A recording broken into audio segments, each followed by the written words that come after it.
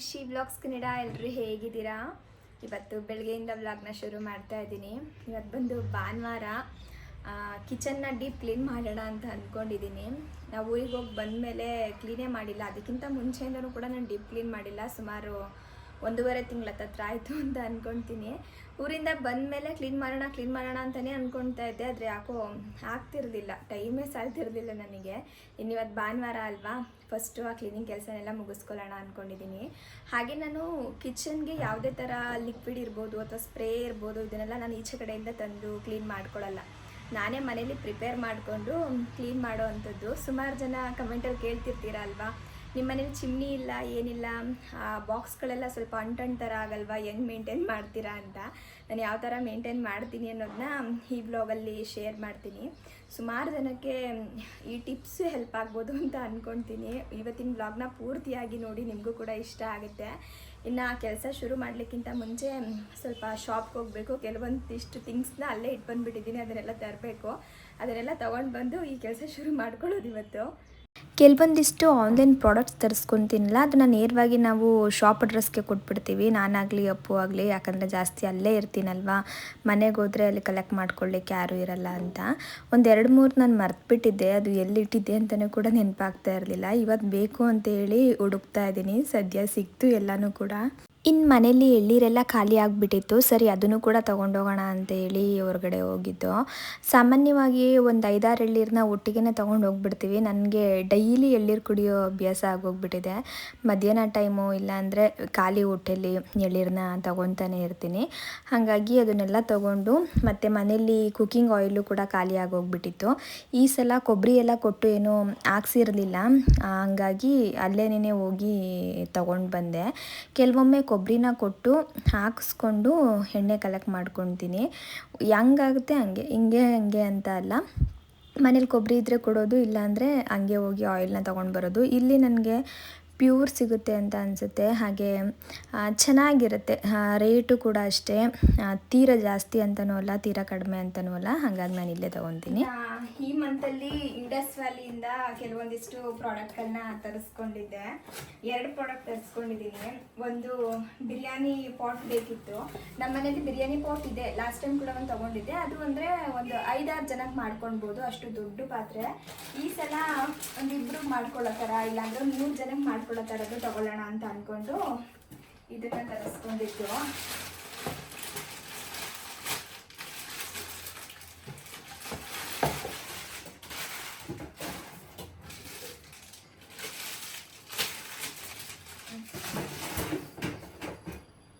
ನೋಡಿ,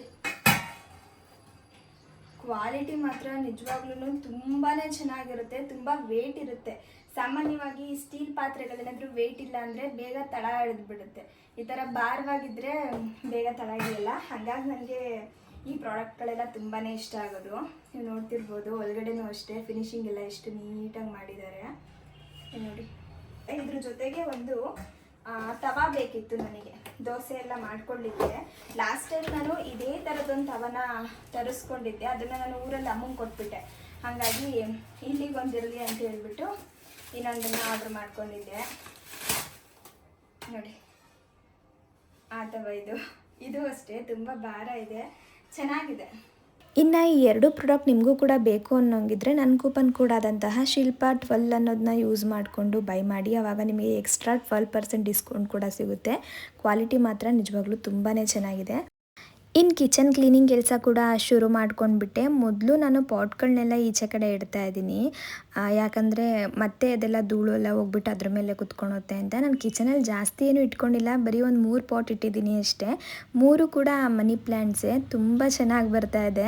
ಕೆಲವೊಮ್ಮೆ ಏನಾಗುತ್ತೆ ಗೊತ್ತಾ, ಈ ಮನಿ ಪ್ಲ್ಯಾಂಟ್ ಎಲ್ಲ ಒಂದು ಜಾಗದಲ್ಲಿ ಇಟ್ಟರೆ ಬರೋದೇ ಇಲ್ಲ. ನಮ್ಮ ಮನೇಲಿ ಕಿಚನಲ್ಲಂತೂ ತುಂಬ ಚೆನ್ನಾಗಿ ಬರ್ತಿದೆ. ರೂಮಲ್ಲಿ ಒಂದು ಇಟ್ಟಿದೆ, ಅದು ಬರಲಿಲ್ಲ. ಇನ್ನು ಬೇರೆ ಕಡೆ ಇಟ್ಟಿರೋದೆಲ್ಲನೇ ಚೆನ್ನಾಗಿ ಬಂದಿತ್ತು. ಇನ್ನು ಇವಾಗ ಬಾಕ್ಸ್ಗಳನ್ನೆಲ್ಲ ತೆಗಿತಾ ಇದ್ದೀನಿ, ಯಾವ ಬಾಕ್ಸ್ ಜಾಸ್ತಿ ಧೂಳಾಗಿದೆ, ಯಾವ್ದು ಕಮ್ಮಿ ಆಗಿದೆ ಅಂತ. ಇನ್ನು ಇವಾಗ ನೀವು ನೋಡ್ತಿರ್ಬೋದು ಎಷ್ಟು ಧೂಳಾಗ್ಬಿಟ್ಟಿದೆ ಅಂತೇಳಿ. ಸುಮ್ಮನೆ ಮುಟ್ಟಿದ್ರೇ ಸಾಕು, ಕೈ ತುಂಬ ಬರೀ ಧೂಳೇ ಬರ್ತಿತ್ತು. ಅದನ್ನೆಲ್ಲ ತೆಗೆದು ಇವಾಗ ಎತ್ತಿಡ್ತಾ ಇದ್ದೀನಿ. ಫಸ್ಟು ಒಂದೇ ಸಲ ಎಲ್ಲ ಬಾಕ್ಸ್ಗಳನ್ನೂ ಕೂಡ ತೆಕ್ಕೊಂಡ್ಬಿಡ್ತೀನಿ. ತೆಗೆದುಬಿಟ್ಟು ಆ ಕಾಳನ್ನೆಲ್ಲನೂ ಕೂಡ ಒಂದು ಪ್ಲೇಟ್ಗೆ ಅಥವಾ ಬೌಲ್ಗೆ ಯಾವುದಕ್ಕಾಗುತ್ತೆ ಅದಕ್ಕೆಲ್ಲನೂ ಕೂಡ ಹಾಕಿಟ್ಬಿಡ್ತೀನಿ. ತುಂಬ ಇರುತ್ತೆ ನೋಡಿ, ಒಂದು ಬಾಕ್ಸ್ ಫುಲ್ಲು ಇರುತ್ತಲ್ಲ ಕಾಳುಗಳು, ಅವನ್ನೆಲ್ಲ ತೆಗಿಲಿಕ್ಕೆ ಹೋಗಲ್ಲ. ಇನ್ನೇನು ಖಾಲಿ ಆಗ್ತಾಯಿದೆ ಅನ್ನೋದನ್ನ ಮಾತ್ರ ತೆಗೆದುಬಿಟ್ಟು ಅವನ್ನೆಲ್ಲ ವಾಶ್ ಮಾಡಿಬಿಡ್ತೀನಿ. ಈ ಸಲ ಅಂತ ಅಲ್ಲ, ಪ್ರತಿ ಸಲವೂ ಅಷ್ಟೇ. ನಾನು ಗ್ರಾಸರೀಸ್ನೆಲ್ಲ ರೀಫಿಲ್ಲಿಂಗ್ ಮಾಡ್ಕೊಳ್ಬೇಕು ಅಂದರೆ ಪೂರ್ತಿಯಾಗಿ ಅವೆಲ್ಲ ಖಾಲಿ ಆಗೋವರೆಗೂ ಕೂಡ ಕಾಯ್ದುಬಿಟ್ಟು ಎಲ್ಲನೂ ಕೂಡ ತೊಳ್ಕೊಂಡು ಅದಾದಮೇಲೆ ಮತ್ತೆ ಹೊಸ ಗ್ರಾಸರೀಸ್ನ ಅದಕ್ಕೆ ಫಿಲ್ ಮಾಡ್ಕೊಳ್ಳೋದು. ಈ ಥರ ಮಾಡ್ಕೊಳ್ಳೋದ್ರಿಂದ ಏನು ಗೊತ್ತಾ, ಬೇಗ ಅದು ಹುಳ ಆಗಲ್ಲ, ಚೆನ್ನಾಗಿರುತ್ತೆ. ಅಟ್ಲೀಸ್ಟ್ ಒಂದು ತಿಂಗಳು 1.5 ತಿಂಗಳವರೆಗೂ ಕೂಡ ಕಾಳುಗಳು ಚೆನ್ನಾಗಿರುತ್ತೆ. ಕೆಲವೊಮ್ಮೆ ಏನಾದರೂ ನಾವು ಕಡಿಮೆ ರೇಟು ಅಂತ ಹೇಳ್ಬಿಟ್ಟು ಚೆನ್ನಾಗಿಲ್ದಿರೋ ತಂದರೆ ಮಾತ್ರ ಹುಳ ಬೀಳೋದು. ನಾನು ಪಲಾವ್ ಎಲೆ ಕೂಡ ಹಾಕಿ ಇಟ್ಬಿಡ್ತೀನಿ, ಆವಾಗಲೂ ಕೂಡ ಸಾಮಾನ್ಯವಾಗಿ ಹುಳ ಆಗಲ್ಲ. ಇನ್ನು ಆ ಬಾಕ್ಸ್ಗಳನ್ನೆಲ್ಲ ನೀಟಾಗಿ ತೊಳೆದ್ಬಿಟ್ಟು ಬಿಸಿಲಲ್ಲಿ ಎತ್ತಿಟ್ಬಿಟ್ಟು ಬಂದೆ. ಇವಾಗ ಒಂದು ಲಿಕ್ವಿಡ್ನ ರೆಡಿ ಮಾಡ್ಕೊಳ್ತಾ ಇದ್ದೀನಿ ನಾನು ಕಿಚನ್ ಕ್ಲೀನಿಂಗ್ಗೆ ಅಂತ. ಮೊದಲು ಒಂದು ಪಾತ್ರೆಗೆ 1-2 ಸ್ಪೂನ್ ಆಗೋವಷ್ಟು ವಿನೆಗರ್ನ ಹಾಕ್ತಾಯಿದ್ದೀನಿ. ಆ್ಯಪಲ್ ಸೈಡ್ ವಿನೆಗರ್ ಅಂತಾರಲ್ಲ ಅದು. ಹಾಗೆ 1 ಸ್ಪೂನ್ ಆಗೋವಷ್ಟು ಬೇಕಿಂಗ್ ಸೋಡಾ ಅಥವಾ ಬೇಕಿಂಗ್ ಪೌಡರ್, ಎರಡರಲ್ಲೊಂದು ಯೂಸ್ ಮಾಡ್ಕೊಳ್ಬೋದು. ಹಾಗೆ ಸ್ವಲ್ಪ ವಿಮ್ ಲಿಕ್ವಿಡ್ನ ಹಾಕ್ತಾಯಿದ್ದೀನಿ. ಇದ್ರ ಜೊತೆಗೆ ಯಾವುದಾದ್ರೂ ಒಂದು ಎಸೆನ್ಷಿಯಲ್ ಆಯಿಲ್ ಮನೇಲಿ ಯಾವ್ದು ಸಿಗುತ್ತೆ ನೋಡಿ ಅದನ್ನು ಹಾಕಿ. ನನಗೆ ಲ್ಯಾವೆಂಡರ್ ಫ್ರೇಗ್ರೆನ್ಸ್ ತುಂಬ ಇಷ್ಟ ಆಗುತ್ತೆ, ಹಾಗಾಗಿ ನಾನು ಅದನ್ನೇ ಹಾಕ್ತಾಯಿದ್ದೀನಿ. ಇದು ನನ್ನ ರೂಮ್ಗೂ ಯೂಸ್ ಮಾಡ್ತೀನಿ, ಹಾಗೆ ಇಲ್ಲೂ ಕೂಡ ಯೂಸ್ ಮಾಡ್ಕೊತಿದ್ದೀನಿ. ಇಷ್ಟು ಹಾಕ್ಬಿಟ್ಟು ಇದಕ್ಕೆ 1 ಲೀಟ್ರ್ ಆಗುವಷ್ಟು ನೀರನ್ನ ಹಾಕಿ ಚೆನ್ನಾಗಿ ಮಿಕ್ಸ್ ಮಾಡ್ಕೊತಾ ಇದ್ದೀನಿ. ಇದೊಂದು ಲಿಕ್ವಿಡ್ನ ನಾವು ಮಾಡಿ ಇಟ್ಕೊಂಡ್ಬಿಟ್ರೆ 1 ವೀಕ್ವರೆಗೂ ಕೂಡ ಈ ಲಿಕ್ವಿಡ್ ಯೂಸ್ ಮಾಡ್ಕೊಳ್ಬೋದು. ಹಾಗೆ ನಮ್ಮ ಕಿಚನ್ನ ನೀಟಾಗಿ ಕ್ಲೀನ್ ಮಾಡ್ಕೊಂಡು ಬಿಡ್ಬೋದು. ತುಂಬ ದಿನದಿಂದ ಕಲೆ ಎಲ್ಲ ಉಳ್ಕೊಂಡಿರುತ್ತೆ ನೋಡಿ, ಅಂದರೆ ಡೆಸ್ಟ್ ಹೋಗಿ ಕುತ್ಕೊಂಡು ಅದೊಂಥರ ಕಪ್ಪುಗಾಗ್ಬಿಟ್ಟಿರುತ್ತೆ. ಆ ಕಲೆ ಎಲ್ಲ ಕಂಪ್ಲೀಟಾಗಿ ಹೋಗ್ಬಿಡುತ್ತೆ. ನಾವು ಸ್ವಲ್ಪ ಜಾಸ್ತಿ ಎಫರ್ಟ್ ಹಾಕಿ ಕೈ ನೋವು ಬರೋವರೆಗೂ ಕೂಡ ಅದನ್ನು ನೀಟಾಗಿ ಕ್ಲೀನ್ ಮಾಡಬೇಕು ಅಂತ ಕೂಡ ಏನಿಲ್ಲ. ಬರೀ ಲಿಕ್ವಿಡ್ನ ಲೈಟಾಗಿ ಸ್ಪ್ರೇ ಮಾಡಿಬಿಟ್ಟು ಒಂದೇ ಒಂದು ಕಾಟನ್ ಕ್ಲಾತಲ್ಲಿ ಒರೆಸ್ಕೊಂಡ್ರೆ ಸಾಕು, ಚಕ್ಕಂತ ಫುಲ್ಲು ಕ್ಲೀನ್ ಆಗಿಬಿಡುತ್ತೆ. ನಾನಿಲ್ಲಿ ನಿಮಗೆ ತೋರಿಸ್ತಾ ಇದ್ದೀನಿ ನೋಡಿ. ಆ ರ್ಯಾಕ್ ಬಂದು ಎಷ್ಟು ಗಲೀಜಾಗಿದೆ, ಆ ಬಾಕ್ಸ್ ಶೇಪ್ ಬಿಟ್ಟು ಇನ್ನು ಮಿಕ್ಕಿದ ಕಡೆ ಎಲ್ಲ ಕಪ್ಪುಗಾಗೋಗ್ಬಿಟ್ಟಿದೆ. ಬರೀ ಇವಾಗ ಆ ಲಿಕ್ವಿಡ್ನ ಸ್ಪ್ರೇ ಮಾಡಿ ಬಟ್ಟೆಲಿ ಸುಮ್ಮನೆ ಹಿಂಗೆ ಒರೆಸ್ಕೊಂಡೆ ಅಷ್ಟೇ, ಕಂಪ್ಲೀಟಾಗಿ ಅದು ಹೋಗಿಬಿಡ್ತು. ಬರೀ ಈ ರ್ಯಾಕ್ ಮಾತ್ರ ಅಲ್ಲ, ಆ ಗ್ರಾನೈಟ್ನು ಕೂಡ ಕ್ಲೀನ್ ಮಾಡ್ಕೊಳ್ಬೋದು, ಟೈಲ್ಸ್ನು ಕೂಡ ಕ್ಲೀನ್ ಮಾಡ್ಕೊಳ್ಬೋದು. ಹಾಗೆ ನಾವು ಇದರಲ್ಲಿ ಎಸೆನ್ಷಿಯಲ್ ಆಯಿಲ್ ಹಾಕಿರೋದ್ರಿಂದ ಫ್ರೇಗ್ರೆನ್ಸ್ ಕೂಡ ತುಂಬ ಚೆನ್ನಾಗಿ ಬರುತ್ತೆ. ಸಾಮಾನ್ಯವಾಗಿ ಬೇಕಿಂಗ್ ಸೋಡಾ ಜೊತೆಗೆ ವಿನೆಗರ್ನ ಮಿಕ್ಸ್ ಮಾಡಿ ನಾವು ಈ ಥರ ಸ್ಪ್ರೇ ಮಾಡಿಕೊಂಡು ಕ್ಲೀನ್ ಮಾಡ್ಕೊಂಡ್ಬಿಟ್ರೆ ಒಂಥರ ಬ್ಯಾಡ್ ಸ್ಮೆಲ್ ಬರ್ತಿರುತ್ತೆ. ಅದೇನೋ ಒಂಥರ ನನಗೆ ಆ ಸ್ಮೆಲ್ಲು ಅಷ್ಟಿಷ್ಟ ಆಗಲ್ಲ. ಹಾಗಾಗಿ ನಾನು ಎಸೆನ್ಷಿಯಲ್ ಆಯಿಲ್ನ ಯೂಸ್ ಮಾಡ್ಕೊತೀನಿ. ಆವಾಗ ಒಂದು ಒಳ್ಳೆ ಪರಿಮಳ ಕೂಡ ಬರುತ್ತೆ, ಹಾಗೆ ಕಿಚನ್ನು ಕೂಡ ನಾವು ನೀಟಾಗಿ ಕ್ಲೀನ್ ಮಾಡ್ಕೊಳ್ಬೋದು.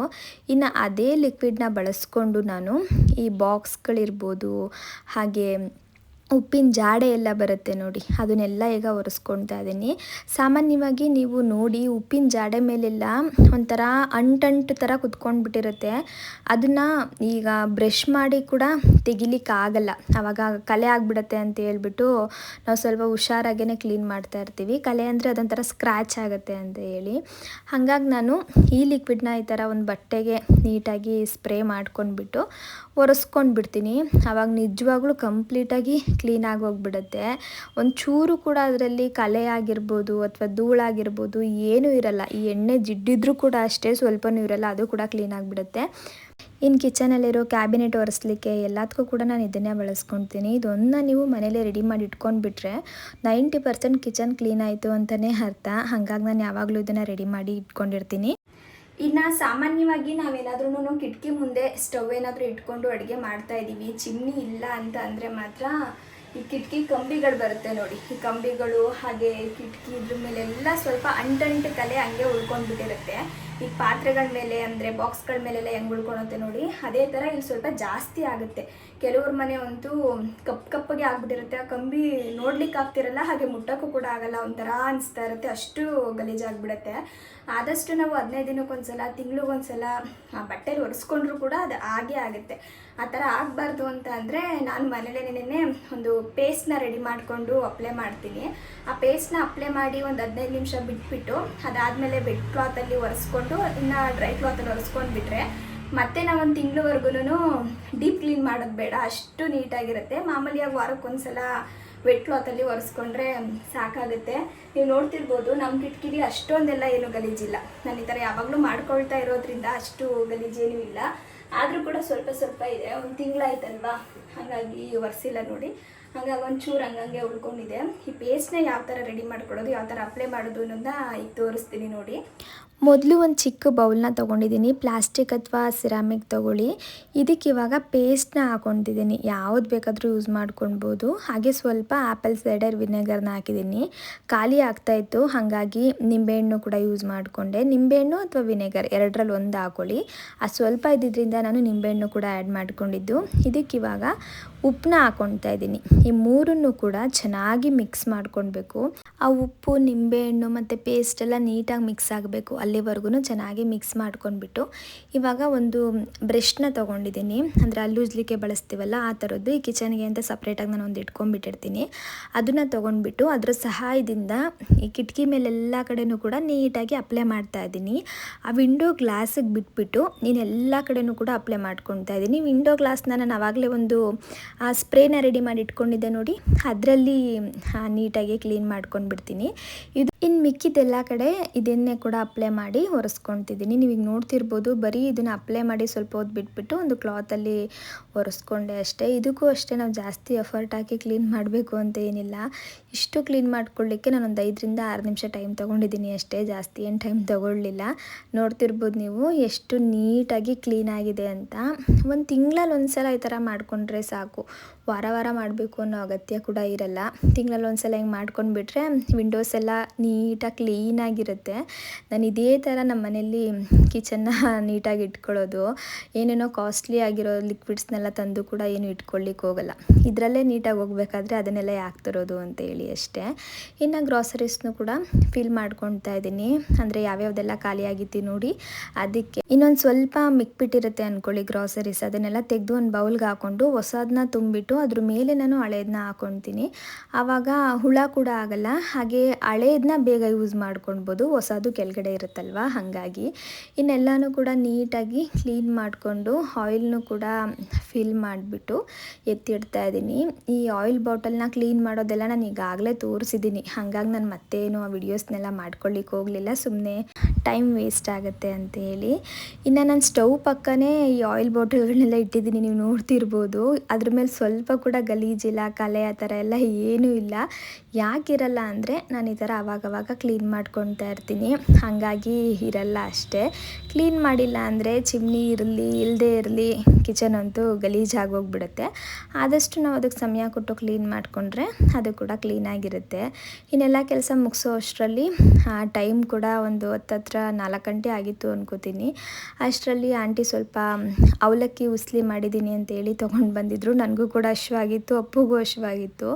ಇನ್ನು ಅದನ್ನೆಲ್ಲ ತಿಂದ್ಕೊಂಡು ನಾನು ಕೂಡ ಫ್ರೆಶ್ನಪ್ ಆಗಿ ಇವಾಗ ರಾತ್ರಿಗೆ ಅಡುಗೆಗೆಲ್ಲ ರೆಡಿ ಮಾಡ್ಕೊತಾ ಇದ್ದೀನಿ. ಸಂಜೆ ಆಗೇ ಬಿಡ್ತು. ನಾನು ಅಡುಗೆ ಶುರು ಮಾಡಿದಾಗ ಹತ್ತತ್ರ ಒಂದು 5:45 ಆಗಿತ್ತು ಅನ್ಕೋತೀನಿ. ನಾನ್ ವೆಜ್ ಏನಾದರೂ ಮಾಡೋಣ ಅಂತ ಅಂದ್ಕೊಂಡಿದ್ದು, ಹಾಗಾಗಿ ಇವಾಗ ನಾನ್ ವೆಜ್ ಮಾಡ್ತಾ ಇರೋದು. ಮೊದಲು ಹರಿಯಾಲಿ ಚಿಕನ್ ಮಾಡೋಣ ಅಂತೇಳಿ ಅದಕ್ಕೆ ಎಲ್ಲನೂ ಕೂಡ ರೆಡಿ ಮಾಡ್ಕೊತಾ ಇದ್ದೀನಿ. ಮ್ಯಾರಿನೇಟ್ ಮಾಡಬೇಕಾಗತ್ತೆ ಚಿಕನ್ನ. ಹಾಗಾಗಿ ಒಂದು ಬೌಲ್ಗೆ ನಾನಿವಾಗ ಒಂದು ಅರ್ಧ ಸ್ಪೂನ್ ಆಗೋವಷ್ಟು ಧನಿಯಾ ಪೌಡರ್ನ ಹಾಕ್ತಾಯಿದ್ದೀನಿ. ಹಾಗೆ ಒಂದು ಅರ್ಧ ಸ್ಪೂನ್ ಆಗೋವಷ್ಟು ಉಪ್ಪು, ರುಚಿಗೆ ಎಷ್ಟು ಬೇಕಷ್ಟು ಹಾಕ್ಕೊಳ್ಳಿ. ಹಾಗೆ ಒಂದು 1/4 ಸ್ಪೂನ್ ಆಗೋವಷ್ಟು ಗರಂ ಮಸಾಲ, ಒಂದು ಅರ್ಧ ಸ್ಪೂನ್ ಆಗೋವಷ್ಟು ಜೀರಿಗೆ ಪುಡಿ, ಒಂದು ಚಿಟಿಕೆ ಉಪ್ಪು, ಹಾಗೆ 3 ಸ್ಪೂನ್ ಆಗೋವಷ್ಟು ಗಟ್ಟಿ ಮೊಸರನ್ನ ತೊಗೊಂಡಿದ್ದೀನಿ. ಇದ್ರ ಜೊತೆಗೆ 1 ಸ್ಪೂನ್ ಆಗೋವಷ್ಟು ಶುಂಠಿ ಬೆಳ್ಳುಳ್ಳಿ ಪೇಸ್ಟು, ಸ್ವಲ್ಪ ಕಸೂರಿ ಮೇಥಿ, ಇದು ಆಪ್ಷನಲ್ಲು, ಬೇಕಿದ್ರೆ ಹಾಕೊಳ್ಳಿ, ಇಲ್ಲಾಂದರೆ ಬೇಡ. ಹಾಗೆ 1 ಸ್ಪೂನ್ ಆಗೋವಷ್ಟು ಹಚ್ಚ ಖಾರದ ಪುಡಿ, ಕಾಶ್ಮೀರಿ ರೆಡ್ ಚಿಲ್ಲಿ ಪೌಡರ್ ಹಾಕೊಂಡ್ರೆ ಕಲರ್ ತುಂಬ ಚೆನ್ನಾಗಿ ಬರುತ್ತೆ. ಆದರೆ ನಾನು ಹರಿಯಾಲಿ ಚಿಕನ್ ಮಾಡ್ತಿರೋದ್ರಿಂದ ನಾನು ಅದನ್ನೇನು ಜಾಸ್ತಿ ಹಾಕ್ಲಿಕ್ಕೆ ಹೋಗಲಿಲ್ಲ. ಮಾಮೂಲಿಯಾಗಿ ಚಿಲ್ಲಿ ಪೌಡರ್ ಬರುತ್ತಲ್ಲ ಅದನ್ನೇ ಹಾಕ್ಕೊಂಡಿದ್ದೀನಿ. ಇವಾಗ ಇದಕ್ಕೆ ನಾನು ಒಂದು 3/4 kg ಆಗೋವಷ್ಟು ಚಿಕನ್ನ ಹಾಕಿ ಕೈಯಲ್ಲೇ ಚೆನ್ನಾಗಿ ಮಿಕ್ಸ್ ಮಾಡಿ ಒಂದು 20ರಿಂದ 30 ನಿಮಿಷ ಎತ್ತಿಡಬೇಕಾಗತ್ತೆ. ಫ್ರಿಜ್ಜಲ್ಲಿಡೋ ಅಗತ್ಯ ಇಲ್ಲ. ಮಾಮೂಲಿಯಾಗಿ ಈಚೆ ಕಡೆ ಇಟ್ಟರೆ ಸಾಕು. ಇನ್ನು ಅದನ್ನು ಎತ್ತಿಟ್ಬಿಟ್ಟು ಅದಕ್ಕೆ ಬೇಕಾಗೋ ಈರುಳ್ಳಿ ಎಲ್ಲನೂ ಕೂಡ ಕಟ್ ಮಾಡ್ಕೊತಾ ಇದ್ದೀನಿ. ನಾನು ಸ್ವಲ್ಪ ಜಾಸ್ತಿ ಕ್ವಾಂಟಿಟಿಲಿ ಏನಾದರೂ ಮಾಡ್ತಾಯಿದ್ದೀನಿ ಅಂದರೆ ನಿಂತ್ಕೊಂಡು ಮಾಡ್ಲಿಕ್ಕೆ ಹೋಗಲ್ಲ, ಒಂದು ಚೇರ್ ಹಾಕ್ಕೊಂಡು ಕುತ್ಕೊಂಡೆ ಎಲ್ಲನೂ ಕೂಡ ಕಟ್ ಮಾಡ್ಕೊಂಡು ಬಿಡ್ತೀನಿ, ಇಲ್ಲಾಂದರೆ ನೆಲದ ಮೇಲೆ ಕುತ್ಕೊಂಡೆ ಕಟ್ ಮಾಡ್ಕೊತೀನಿ. ಯಾಕಂದರೆ ಇತ್ತೀಚೆಗೆ ಸ್ವಲ್ಪ ಕಾಲು ನೋವು ಬರುತ್ತೆ. ಅದು ನನಗೆ ಬೆಳಗ್ಗೆ ಟೈಮಲ್ಲಿ ಗೊತ್ತಾಗಲ್ಲ, ರಾತ್ರಿ ಮಲ್ಕೊಳ್ಳೋ ಟೈಮಲ್ಲಿ ಕಾಲು ನೋವು ಆಗ್ತಾಯಿದೆ ಅಂತ ಅನಿಸ್ತಿರುತ್ತೆ. ಹಾಗಾಗಿ ನಾನು ಈ ಥರ ಕುತ್ಕೊಂಡೇ ಮಾಡ್ತೀನಿ ಕೆಲವೊಂದಿಷ್ಟು ಕೆಲಸಗಳನ್ನ. ಇನ್ನು ಅಷ್ಟರಲ್ಲಿ ಅರ್ಪಿತಾ ಅವರು ಮತ್ತು ಕೃಷ್ಣಣ್ಣ ಇನ್ನು ಸುಕೃತಿ ಕೂಡ ಬಂದಿದ್ದರು. ಇವತ್ತು ನಾನ್ ವೆಜ್ ಮಾಡ್ತಿದ್ದೀವಲ್ವ, ಹಾಗಾಗಿ ನಾವೇ ಹೇಳಿದ್ದು ಬನ್ನಿ ಅಂತ ಹೇಳಿ. ಇನ್ನು ಸುಕೃತಿ ಚಿಕನ್ ಕಟ್ ಮಾಡ್ತಿರೋದನ್ನ ನೋಡ್ತಿರೋದು ನೋಡಿ, ಅದೆಲ್ಲ ತುಂಬ ಇಷ್ಟ ಆಗುತ್ತೆ. ಹೆಂಗೆ ಕಟ್ ಮಾಡೋದು, ಅದೇನು ಇದೇನು ಅಂತ ಎಲ್ಲ ಹೇಳಿ ಕೇಳ್ತಾ ಇರ್ತಾಳೆ. ಅವಳದ್ರ ಮೇಲೆ ಕೂರಿಸ್ಬಿಟ್ರೆ ಸಾಕು, ಜಾಗನೂ ಅಷ್ಟೇ ಅವಳಿಗೆ ತುಂಬ ಇಷ್ಟ ಆಗುತ್ತೆ. ನಾನು ಅಲ್ಲಿ ಅಷ್ಟೊಂದು ಇಟ್ಟಿದ್ದೀನಿ ನೋಡಿ, ಗ್ಲಾಸ್ ಬಾಟಲು ಅದು ಇದು ಎಲ್ಲ. ನಾನು ಮುಟ್ಬೇಡ ಅಂದರೆ ಅವಳು ಮುಟ್ಟಕ್ಕೆ ಹೋಗಲ್ಲ. ಅಕಸ್ಮಾತು ನಾನು ಹೇಳೋದನ್ನ ಮರ್ತುಬಿಟ್ಟೆ ಅಂದರೆ ಮಾತ್ರ ಅದನ್ನು ಮುಟ್ಟೋದು ಅವಳು. ಇನ್ನು ಅಪ್ಪು ಸ್ವಲ್ಪ ಫ್ರೈ ಏನೋ ಮಾಡ್ಕೊತೀನಿ ಅಂತೇಳಿ ಮಾಡ್ಕೊತಾ ಇದ್ದಾರೆ.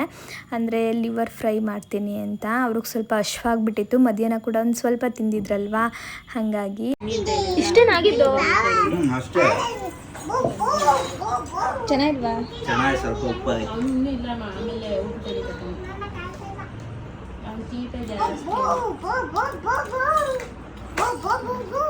ಅಮ್ಮ ತಿನ್ನಲ್ವಾ ನೀನು? ತಿನ್ನು, ತಿಂತೀಯಾ? ಖಾರ ಪುಡಿ ತೆಗ್ದಿದ್ದೀನಿ, ಇದು ಖಾರದ ಪುಡಿ ತೆಗ್ದು ಎಲ್ಲ ತೊಳೆದು ಹಾಕಿರೋದು. ಇಲ್ಲ ಅಮ್ಮ, ಒಂದ್ಸಲ ತಿನ್ನೋಡು, ತಿನ್ನೋಡು ಒಂದ್ಸಲ. ತೆಗ್ದಿದ್ದೀನಿ. ಅದನ್ನು ಫ್ರೈ ಮಾಡಬೇಕಾದ್ರೆ ಸುಕೃತಿ ಕೂಡ ಕಿಚನಲ್ಲಿ ಇದ್ಲಲ್ವ, ಅಲ್ಲಿ ಚಿಲ್ಲಿ ಪೌಡರ್ನ ಹಾಕೋದನ್ನ ಅವಳು ನೋಡಿದ ಕೂಡ ಹೇಳಿದ್ಲು ಬೇಡ ಅದು ಹಾಕ್ಬೇಡ ಅಂತ ಹೇಳಿ. ಆದ್ರೂ ಅವರು ಹಾಕಿದ್ರಲ್ವ, ಹಾಗಾಗಿ ತಿಂತಿಲ್ಲ. ಅವಳಿಗೇನಾದರೂ ಇಷ್ಟ ಆಗ್ತಿಲ್ಲ ಅಂದರೆ ನಾವು ಅದನ್ನು ಹಾಕ್ಕೊಡ್ದು ಸ್ವಲ್ಪ ಅವಳನ್ನ ಆ ಕಡೆ ಈ ಕಡೆ ಕಳಿಸ್ಬಿಟ್ಟು ಅದಾದಮೇಲೆ ಹಾಕಿದ್ರೆ ತಿಂತಾಳೆ. ಅವಳು ಮುಂದೆನೇನಾದರೂ ಹಾಕ್ಬಿಟ್ರೆ ಈ ಥರ ಅದನ್ನು ಮುಟ್ಲಿಕ್ಕೂ ಕೂಡ ಹೋಗಲ್ಲ. ಇನ್ನು ಅರ್ಪಿತಾ ಅವರು ಚಪಾತಿಗೆ ರೆಡಿ ಮಾಡ್ತಾಯಿದ್ರು. ಹಾಗೆ ನನಗೂ ಕೂಡ ಅದು ಏನು ಬೇಕು ಎಲ್ಲದಕ್ಕೂ ಕೂಡ ಹೆಲ್ಪ್ ಮಾಡಿಕೊಡ್ತಾಯಿದ್ರು. ಸಾಮಾನ್ಯವಾಗಿ ಏನಾದರೂ ಈ ಥರ ಒಟ್ಟಿಗೆ ಅಡುಗೆ ಮಾಡ್ತಿದ್ದೀವಿ ಅಂದರೆ ಒಂದು ಮುಕ್ಕಾಲು ಭಾಗ ಎಲ್ಲ ಕೆಲಸನೂ ಕೂಡ ಮಾಡಿಕೊಟ್ಬಿಡ್ತಾರೆ. ನಾನು ಬರೀ ಕುಕ್ ಮಾಡೋದು ಅಷ್ಟೇ ನನ್ನ ಕೆಲಸ ಆಗಿರುತ್ತೆ. ಪಾತ್ರೆ ತೊಳೆಯೋದು ಎಲ್ಲನೂ ಅವರೇ ಮಾಡಿಬಿಡ್ತಾರೆ. ಇನ್ನು ಹರಿಯಾಲಿ ಚಿಕನ್ಗೆ ನಾನು ಇವಾಗ ಒಂದು ಜಾರ್ಗೆ ಒಂದು 6ರಿಂದ 7 ಹಸಿರು ಮೆಣಸಿನ್ಕಾಯಿ ಹಾಕ್ಕೊಂಡಿದ್ದೀನಿ. ಸ್ವಲ್ಪ ಪುದೀನ, ಹಾಗೆ ಸ್ವಲ್ಪ ಕೊತ್ತಂಬರಿ. ಪುದೀನ ಕೊತ್ತಂಬರಿ ಎರಡು ಒಟ್ಟಿಗೆ ಹಾಕೋಬೇಕು, ಅಂದರೆ ಒಂದೇ ಕ್ವಾಂಟಿಟಿಯಲ್ಲಿ ಹಾಕ್ಕೊಳ್ಬೇಕು. ಇನ್ನು ಪಾಲಕ್ ಸೊಪ್ಪನ್ನ ಸ್ವಲ್ಪ ಬೇಯಿಸ್ಕೊಂಡು ನೀರನ್ನ ತೆಗೆದ್ಬಿಟ್ಟು ಹಾಕ್ಕೊಂಡಿದ್ದೀನಿ. ಒಂದು ಅರ್ಧ ಕಟ್ ಪಾಲಕ್ ಸೊಪ್ಪು ತೊಗೊಂಡಿರೋದು, ಹಾಗೆ ಸ್ವಲ್ಪ ನಿಂಬೆಹಣ್ಣು, ಇಷ್ಟನ್ನು ಕೂಡ ಗ್ರೈಂಡ್ ಮಾಡಿ ಎತ್ತಿಟ್ಕೊಂಡಿದ್ದೀನಿ. ಇವಾಗ ಒಂದು ಬೌಲ್ಗೆ ಒಂದು 1/4 ಕಪ್ ಆಗೋವಷ್ಟು ಗೋಡಂಬಿ, ಒಂದು 1/4 ಕಪ್ ಆಗೋವಷ್ಟು ಬಾದಾಮಿನ ಹಾಕಿ ಬಿಸಿನೀರಲ್ಲಿ ನೆನೆಸಿಡ್ತಾ ಇದ್ದೀನಿ. ಅದು ಒಂದು 10 ನಿಮಿಷ ಚೆನ್ನಾಗಿ ನೆನಿಬೇಕು. ಅದಾದಮೇಲೆ ಒಂದು ಮಿಕ್ಸರ್ ಜಾರ್ಗೆ ಹಾಕ್ಕೊಂಡು ಅದಕ್ಕೆ ನಾನು 1 ಸ್ಪೂನ್ ಆಗುವಷ್ಟು ಗಸಗಸೆ, ಹಾಗೆ ಫ್ರೈ ಮಾಡಿ ಇಟ್ಕೊಂಡಿರೋ ಈರುಳ್ಳಿ, ಇದನ್ನು ಒಂದು 3/4 ಕಪ್ ತೊಗೊಂಡಿದ್ದೀನಿ. ಇಷ್ಟನ್ನು ಕೂಡ ಹಾಕಿ ನೀರು ಹಾಕಿ ಗ್ರೈಂಡ್ ಮಾಡಿ ಎತ್ತಿಟ್ಕೊಳ್ತಾ ಇದ್ದೀನಿ. ಇವಾಗ ಒಂದು ಕಡಾಯಿಗೆ 2 ಸ್ಪೂನ್ ಎಣ್ಣೆ, ಹಾಗೆ 1-2 ಚಕ್ಕೆ, ಒಂದು 5-6 ಲವಂಗ, ಇದ್ರ ಜೊತೆಗೆ ಒಂದು ದೊಡ್ಡ ಗಾತ್ರದ ಈರುಳ್ಳಿನ ಸ್ವಲ್ಪ ಕಟ್ ಮಾಡಿ ಸೇರಿಸ್ಕೊಂಡಿದ್ದೀನಿ. ಇಷ್ಟನ್ನು ಕೂಡ ಹಾಕ್ಬಿಟ್ಟು ಸ್ವಲ್ಪ ಚೆನ್ನಾಗಿ ಫ್ರೈ ಮಾಡ್ಕೊಳ್ಬೇಕು. ಈರುಳ್ಳಿ ಸ್ವಲ್ಪ ಕಲರ್ ಚೇಂಜ್ ಆಗೋವರೆಗೂ ಫ್ರೈ ಮಾಡಿಕೊಂಡ್ರೆ ಆಯಿತು. ಆಗಲೇ ನಾವು ಈರುಳ್ಳಿನ ಫ್ರೈ ಮಾಡಿ ಕೂಡ ಹಾಕ್ಕೊಂಡಿರೋದ್ರಿಂದ ಇದನ್ನು ಜಾಸ್ತಿ ಹುರ್ಕೊಳ್ಳೋ ಅಗತ್ಯ ಏನಿಲ್ಲ, ಇಷ್ಟು ಆದರೆ ಸಾಕಾಗೋಗ್ಬಿಡುತ್ತೆ. ಇನ್ನಿವಾಗ ಇದಕ್ಕೆ ಮ್ಯಾರಿನೇಟ್ ಮಾಡಿ ಇಟ್ಕೊಂಡಿರ್ತೀವಿ ನೋಡಿ ಚಿಕನ್ನು, ಅದನ್ನು ಹಾಕ್ಕೊಂಡು ಚೆನ್ನಾಗಿ ಹುರ್ಕೊಂಡು ಇದ್ದೀನಿ. ಹಸಿ ವಾಸನೆ ಎಲ್ಲ ಹೋಗಬೇಕು, ಅಂದರೆ ಒಂದು ಸ್ವಲ್ಪ ಎಣ್ಣೆ ಬಿಟ್ಕೊಳ್ಬೇಕು, ಆ ನೀರಿನ ಅಂಶ ಎಲ್ಲ ಇಂಗಿ ಅಲ್ಲಿವರೆಗೂ ನಾವು ಫ್ರೈ ಮಾಡ್ಕೊಳ್ಬೇಕಾಗತ್ತೆ. ಲಿಡ್ನ ಕ್ಲೋಸ್ ಮಾಡಿನೇ ಮಾಡ್ಕೊಳ್ಳಿ, ಆವಾಗ ಬೇಗ ಆಗುತ್ತೆ. ಈಗ ನೀವು ನೋಡ್ತಿರ್ಬೋದು ಚೆನ್ನಾಗಿ ಅದು ಕುಕ್ ಆಗಿದೆ. ಇವಾಗ ಇದಕ್ಕೆ ಆಗಲೇ ನಾವು ಪಾಲಕ್ ಸೊಪ್ಪನ್ನ ಗ್ರೈಂಡ್ ಮಾಡಿ ಇಟ್ಕೊಂಡಿದ್ದೆ ನೋಡಿ, ಪಾಲಕು, ಪುದೀನ, ಕೊತ್ತಂಬರಿ, ಅದನ್ನು ಸೇರಿಸ್ಕೊಳ್ತಾ ಇದ್ದೀನಿ. ಇದನ್ನು ಸೇರಿಸ್ಕೊಂಡಿದ್ದಾದಮೇಲೂ ಕೂಡ ಮತ್ತೆ ಒಂದು 5 ನಿಮಿಷ ನಾವು ಫ್ರೈ ಮಾಡ್ಕೊಳ್ಬೇಕಾಗತ್ತೆ. ಇವಾಗ ರುಚಿಗೆ ಎಷ್ಟು ಬೇಕಷ್ಟು ಉಪ್ಪು ಕೂಡ ಸೇರಿಸ್ಕೊಂಡಿದ್ದೀನಿ. ಮೊದಲು ಕೂಡ ಸ್ವಲ್ಪ ಉಪ್ಪನ್ನ ಸೇರಿಸಿದ್ದು, ಇವಾಗ ನೋಡಿಕೊಂಡು ಸೇರಿಸ್ಕೊಳ್ಳಿ, ಇಲ್ಲಾಂದರೆ ಉಪ್ಪು ಜಾಸ್ತಿ ಆಗಿಬಿಡುತ್ತೆ. ಇದನ್ನು ಇವಾಗ ಸ್ವಲ್ಪ ಚೆನ್ನಾಗಿ ಬೆಂದಿದೆ, ಒಂದು 60 ಭಾಗ ಅನ್ನುವಾಗ ಇದಕ್ಕೆ ನಾವು ಆಗಲೇ ಗೋಡಂಬಿ, ಬಾದಾಮಿ ಮತ್ತು ಈರುಳ್ಳಿನೆಲ್ಲ ಸೇರಿಸ್ಬಿಟ್ಟು ಗ್ರೈಂಡ್ ಮಾಡಿ ಇಟ್ಕೊಂಡಿದ್ದು ನೋಡಿ, ಅದನ್ನು ಹಾಕಿ ಎಷ್ಟು ಬೇಕೋ ಅಷ್ಟು ನೀರನ್ನ ಸೇರಿಸ್ಕೊಂಡು ಚೆನ್ನಾಗಿ ಮಿಕ್ಸ್ ಮಾಡಿ ಲೋ ಫ್ಲೇಮಲ್ಲೇ ಬೇಯಿಸ್ಕೊಳ್ಬೇಕು. ಹತ್ತತ್ರ ಒಂದು 12ರಿಂದ 13 ನಿಮಿಷ ಬೇಯಿಸ್ಕೊಳ್ಬೇಕಾಗತ್ತೆ. ಆದಷ್ಟು ಲೋ ಫ್ಲೇಮಲ್ಲೇ ಬೇಯಿಸ್ಕೊಳ್ಳಿ, ಇಲ್ಲಾಂದರೆ ತಳ ಹಿಡ್ದು ಬಿಡುತ್ತೆ.